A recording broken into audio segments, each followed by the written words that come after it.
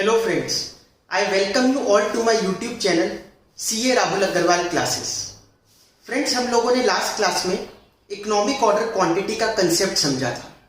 मैंने आप लोगों को बताया था इकोनॉमिक ऑर्डर क्वांटिटी का फॉर्मूला होता है under root of 2 into annual requirement into cost of one order divided by carrying cost per unit per annum.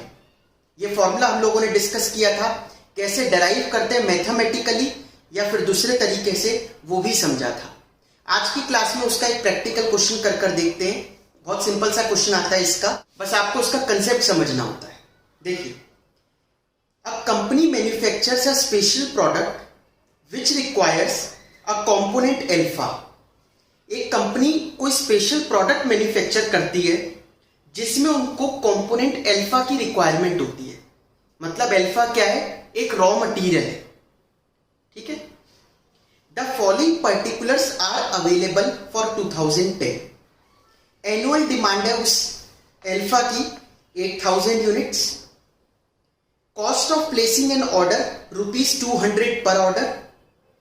200 रुपए का एक ऑर्डर होता है। Cost per unit of alpha ₹400 और उसकी परचेज कॉस्ट कितनी है? 400 रुपए पर यूनिट। कैरिंग कॉस्ट पर percentage per annum, carrying cost 20% है।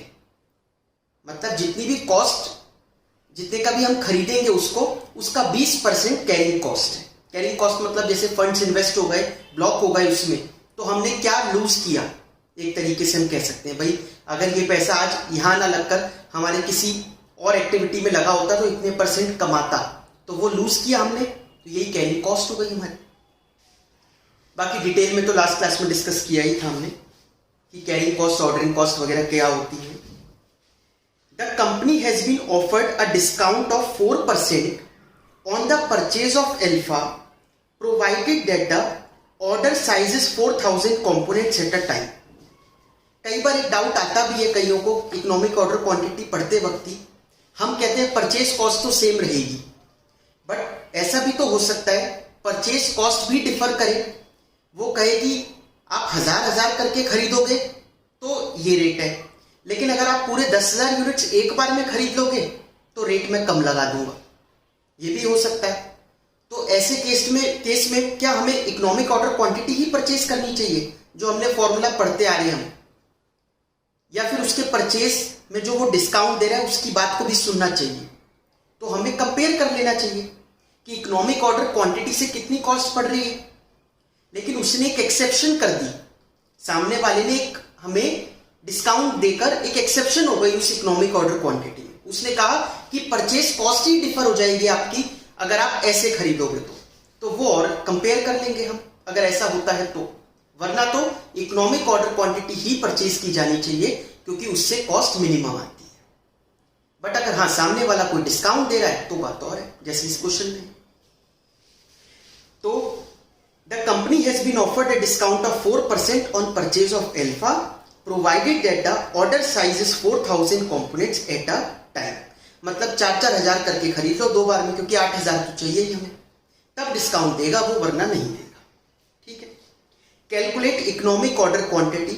एक तो इकोनॉमिक ऑर्डर क्वांटिटी बतानी है, दूसरा advice whether the discount offer can be accepted. क्या हम उसका डिस्काउंट ऑफर एक्सेप्ट करें या ना करें। तो बात करते हैं क्वेश्चन।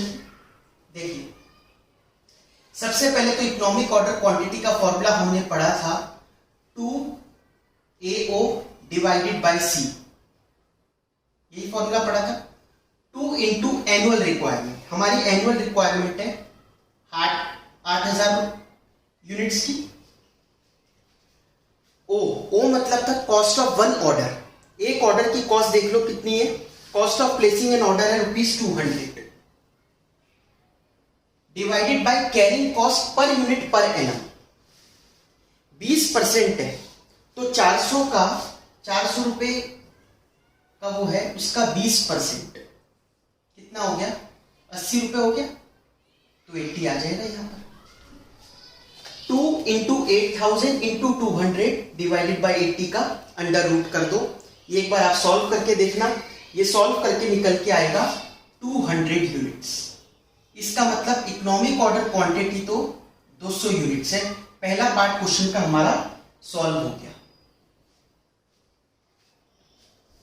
समझ में आया? दूसरा पार्ट पढ़ते हैं। फिर वो पूछता है advise whether the discount offer can be accepted, क्या हम डिस्काउंट ऑफर को एक्सेप्ट करें या ना करें, चेक कर लेते हैं। तो चेक करते हैं कि दोनों में कॉस्ट कितनी आ रही है। Cost of economic order quantity, cost if discount is accepted. ठीक है ना, दोनों को कंपेयर कर लेंगे। सबसे पहले बात करते हैं परचेज प्राइस की। परचेज प्राइस दोनों में कितना कितना पड़ेगा। तो अगर हम 8000 यूनिट्स इकोनॉमिक ऑर्डर क्वांटिटी के हिसाब से खरीदेंगे तो वो कोई डिस्काउंट नहीं देगा हमें, तो हमें ये 400 रुपए का एक यूनिट पड़ेगा और 8000 नहीं, तो 8000 मल्टीप्लाई बाय 400, ये हो गया 32 लाख रुपीज हो गई। ठीक है ना, रुपीज 32 लाख रुपए आ गया परचेज कॉस्ट। लेकिन अगर डिस्काउंट एक्सेप्ट किया हमने, डिस्काउंट कितने का है, 4% का, 4% ऑफ रुपीज 400, ये हो गया 16 रुपए। तो 16 रुपए माइनस करो, 384 का पड़ गया। ठीक है, तो परचेज कॉस्ट कितनी आ जाएगी, 8000 इंटू 384, ये आ रही है हमारी 30,72,000 रुपीज की।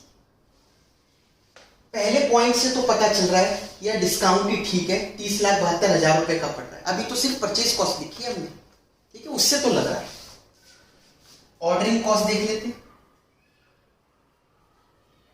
ऑर्डरिंग कॉस्ट,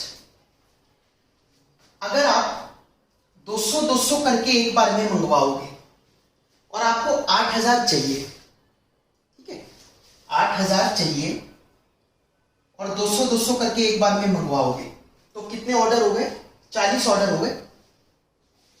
और एक एक ऑर्डर की कॉस्ट कितनी है, एक एक ऑर्डर की कॉस्ट है 200 रुपए, तो ये आ जाएगा रुपीज 8000। ऑर्डरिंग कॉस्ट 8000 रुपए बैठ रही है अगर हम ईओक्यू के हिसाब से खरीदें तो। नेक्स्ट है, अगर हमने डिस्काउंट एक्सेप्ट किया तो वो कहता है 4000 एक बार में खरीदने पड़ेंगे। अगर हमें 4000 खरीदने पड़ेंगे तो फिर तो 8000 तो चाहिए, 2 ही ऑर्डर हुए, 200 रुपए का एक ऑर्डर है, 2 इंटू 200, 400 रुपए कॉस्ट बैठेगी बस, ऑर्डरिंग कॉस्ट। आया समझ में? तीसरा है कैरिंग कॉस्ट। ये तो आपको पता ही है कि कैरिंग कॉस्ट इस केस में ज्यादा आने वाली है, लेकिन कितनी ज्यादा आनी है उसी से ही क्वेश्चन का आंसर डिसाइड होगा कि एक्सेप्ट करें या ना करें। अब यहां पर कैरी कितने करने पड़ेंगे। आप 200 एक बार में खरीदोगे तो 200 को यूज करोगे, वो 0 तक जाएगा, मतलब 200 plus 0 divided by 2, carry cost ऐसे ही तो निकालते हैं हम। 200 चलता रहेगा तो 200 divided by 2 into carrying cost कितनी है, कैरिंग कॉस्ट है 20% कॉस्ट का, तो कॉस्ट का 20% तो हमने निकाल रखा है, 80 रुपए आ रहा था, 80 रुपीज आ रहा था ना, तो ये हो गया 8000 रुपए।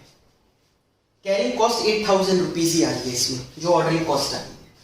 लेकिन अगर हम डिस्काउंट एक्सेप्ट करें, अगर हमने डिस्काउंट एक्सेप्ट किया तो हमें 4000 एक बार में खरीदने पड़ेंगे, बहुत ज्यादा फंड्स ब्लॉक होंगे।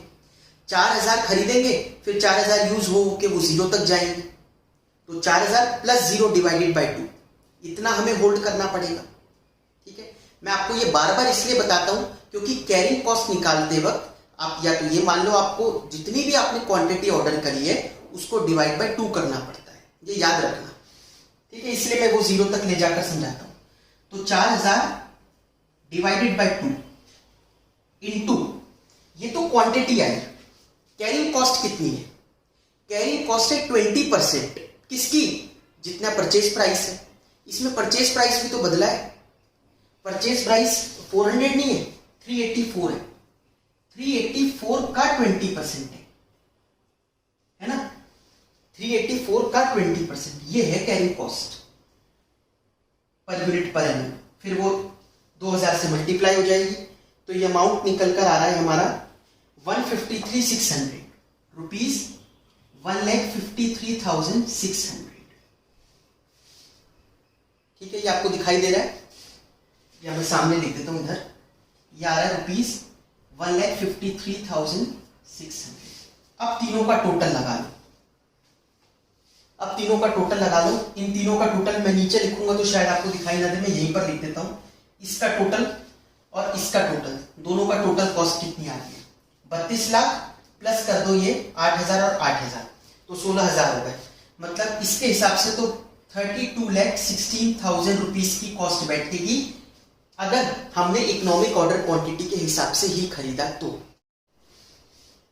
अगर हमने डिस्काउंट एक्सेप्ट किया तो क्या होगा, 30,72,000 प्लस 400 प्लस रुपीज 1,53,600, तो ये आ रहा है 32,26,000, 32,26,000 रुपए। ये फिर भी महंगा पड़ रहा है। ठीक है, ये फिर भी महंगा पड़ रहा है। इसका मतलब उसने डिस्काउंट उतना अच्छा ऑफर नहीं किया कि वो इकोनॉमिक ऑर्डर क्वांटिटी वाली कॉस्ट से कम हो पाता। इसलिए discount should not be accepted and we should opt for economic order quantity only. आया आप लोगों को ये चीज समझ में? ठीक है, इस तरीके का क्वेश्चन एक्सपेक्टेड होता है इकोनॉमिक ऑर्डर क्वांटिटी का। प्लीज चैनल को लाइक, सब्सक्राइब, शेयर जरूर कर दीजिएगा। Thank you so much.